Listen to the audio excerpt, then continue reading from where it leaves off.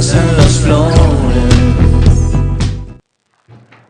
La cumbre de las Américas, pues se acaba de realizar, Eddie, un balance bastante complejo, la nueva configuración geopolítica que quiere Washington establecer en América Latina. Hay que recordar que justo fue a partir de que Hugo Chávez pudo agrupar o aglutinar, digamos, a estas fuerzas progresistas, Brasil, Paraguay, Uruguay en su momento, bueno, perdón, no, Paraguay en su momento, eh, Chile, pues inclusive Bolivia, ¿no? Bolivia, Brasil, ¿no? O sea, como esta idea de marcar un bloque bastante interesante, generar una posición de defensa, pues, ante el colapso que estamos viviendo respecto al neoliberalismo. Hugo Chávez logró entender esa situación, acuerpó y generó una barrera bastante fuerte en la que Washington tuvo que cambiar su política de Estado, su política exterior, y esa política ha tenido de una u otra manera que reconocer al pueblo cubano, pues su pertenencia a formar parte de los instrumentos de diálogo de todos de toda América Latina. Se acordarán que la cumbre iba a ser saboteada y quizás iba a ser cancelada justo cuando se lanza la amenaza que Castro no puede participar, ¿no? O sea, que Cuba no puede participar, pero ahora, Eddie, pues el restablecimiento de las relaciones, está pensándose también en una situación respecto de eh, eh, abrir las embajadas, quitar a Cuba, se anunció después de la lista de los países que ayudan al terrorismo. Hay un doble discurso respecto de Cuba, porque creo que Cuba ya no les interesa tanto, ¿no? Cuba tiene como estas características de ser un pueblo con una dignidad tremenda, ¿no?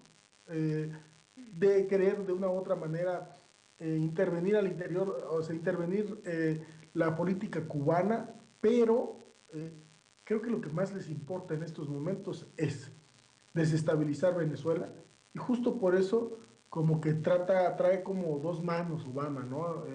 Va a la cumbre con esas dos manos, y me parece que es un doble discurso que habría que analizar muy finamente, Eddie. Sí, mira, respecto de Venezuela, el gobierno norteamericano ha venido atemperando su discurso beligerante. Parece que eh, es una reacción frente a la prácticamente unanimidad del rechazo a cualquier injerencia que se pueda tener en Venezuela. Entonces, eh, esta cumbre particularmente sí muestra de manera significativa, César, la manera en cómo ha venido trabajando la diplomacia de la región para trabajar posiciones conjuntas frente a Estados Unidos.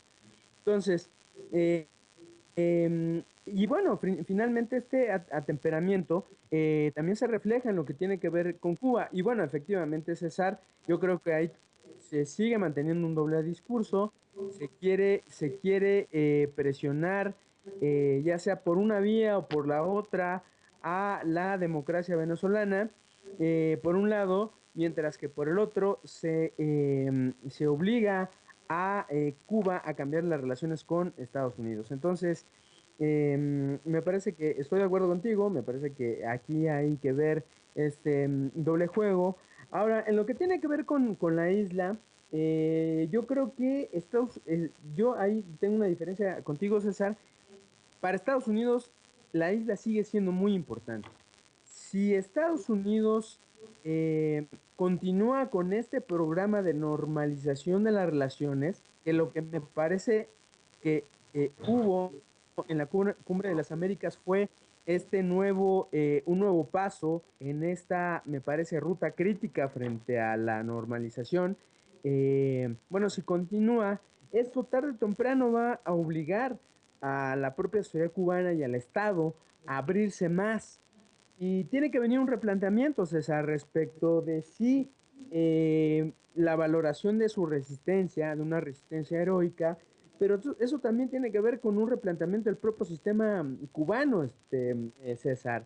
Es decir, estatalismo, esta burocracia, que ya sabemos que bueno, que por un lado fue producto del bloqueo y del acorralamiento económico y político del país, pero que también responde a una herencia del estalinismo, César. Y este estalinismo, pues bueno, finalmente está siendo debilitado por esta apertura. ¿Cómo lo ves tú, César? Híjole, sí hay una reconfiguración política dentro de la isla. Vaya, voy a matizar un poco lo que comenté hace rato. En verdad, o sea, sí es cierto.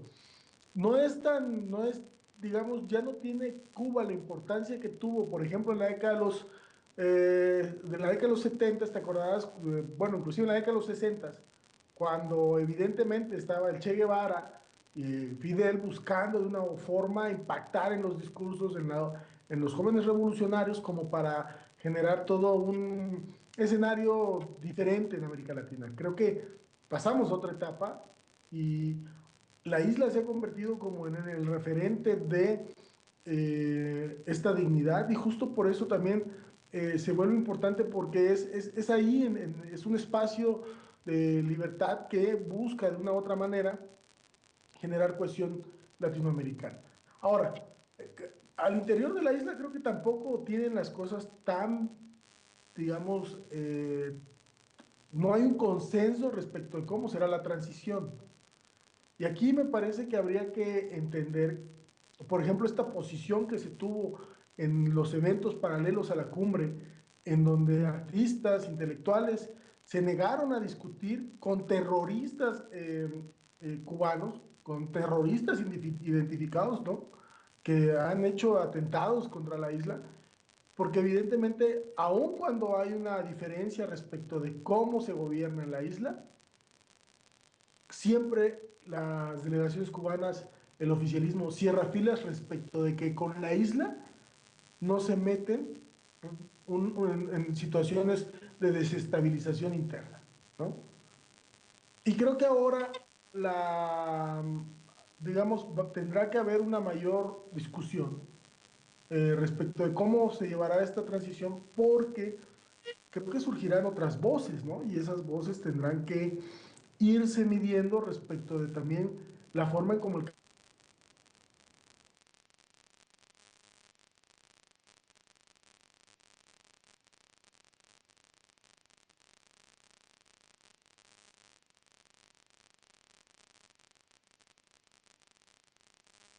creo que nos han malinterpretado.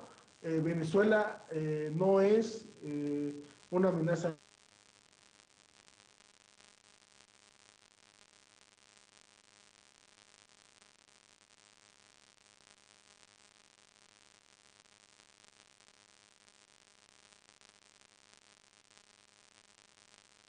a su política y necesita empezar a influir en la región. Ah, sí, sí, César. Yo ahí, respecto a la transición cubana, habría que analizarlo muy cuidadosamente porque, bueno, efectivamente, las puertas están cerradas del diálogo, están cerradas para aquellos que han atentado directamente contra la estabilidad y contra la vida de las personas en Cuba, los terroristas, efectivamente.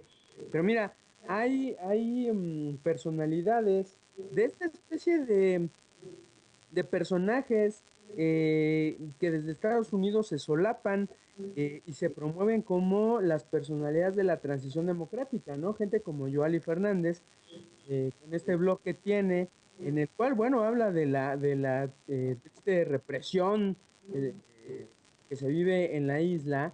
Yo creo que con esta transición, esas personalidades van a comenzar a tener cada vez más presencia. Yo creo que ahí la democracia, bueno, el sistema popular de gobierno cubano va a pasar por una dura prueba. Y esa dura prueba tiene que ver precisamente con la libertad de prensa y con la libertad de partidos, César. Creo que más bien está bien, creo que lo que le comentas habrá como una sacudida, no creo que sea como la limitación de la prensa la que mantenga, digamos, una cuestión nacional. Más bien me parece, Eddie, que las diferentes posturas que se aglutinan en torno a, a los Castro tendrán que ponerse de acuerdo porque una vez que ellos no estén, algo tendrá que generarles consenso que no sea ellos. Y eso se tiene que construir, ¿no?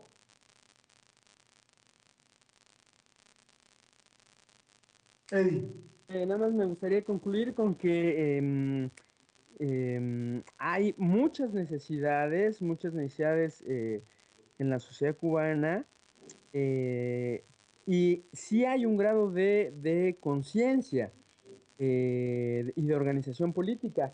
Y también al mismo tiempo hay un grado bastante elevado de hartazgo de la burocracia y del partido, ¿no? Precisamente a mí me gustaría que después pudiéramos discutir ya el caso de este cambio tan importante que nos espera en Cuba. César. bueno, pues vamos un corte musical, regresamos a la media, esto es la Alameda 67 por Regeneración.